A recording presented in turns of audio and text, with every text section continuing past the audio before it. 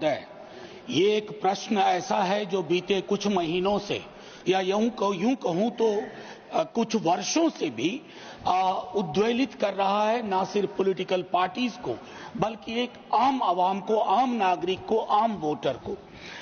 माननीय उपसभापति महोदय, आर्टिकल 324 की जब रचना हो रही थी तो संविधान सभा की बैठकों में कई तरह के सुझाव आए और कई तरह की शंकाएं भी व्यक्त की गई और उसके मद्देनजर आर्टिकल 324 में दो महत्वपूर्ण चीजें हैं, conducting free and fair election और लेवल प्लेइंग फील्ड।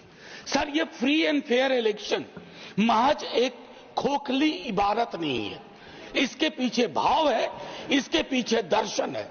हाल के दिनों में ईपीआईसी कार्ड्स के मद्देनजर जो चीजें हो रही हैं डुप्लीकेशन को लेकर के, वो सबके लिए चिंता का विषय है। सर, ये डुप्लीकेट आई कार्ड कई दफा न सिर्फ एक राज्य जिसका दूसरे से बॉर्डर लगता है वहां ये डुप्लीकेशन हो रहा है और बड़ी संख्या में ऐसे कार्ड्स पाए गए हैं, लाखों की संख्या में, और जिसकी वजह से इलेक्शन की फेयरनेस कॉम्प्रोमाइज हो रही है।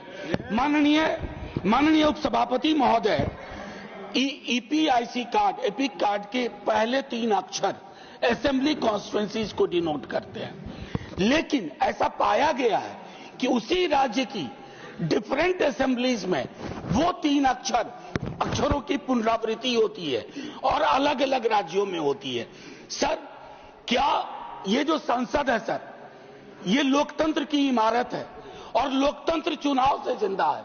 अगर चुनाव की पद्धति और प्रक्रियाएं कॉम्प्रोमाइज की जाएंगी, उसमें से फ्रॉड की बू आएगी, तो सर कुछ भी नहीं बचेगा।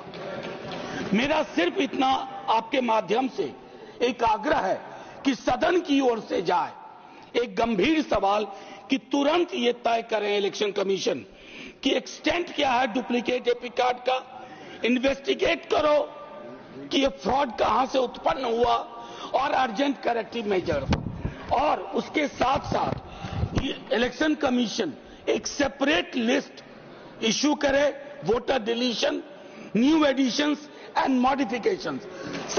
सर ये इतने गंभीर प्रश्न है, जब ये शंका व्यक्त होती है, इनका जवाब सस्ती शायरी नहीं हो सकती है।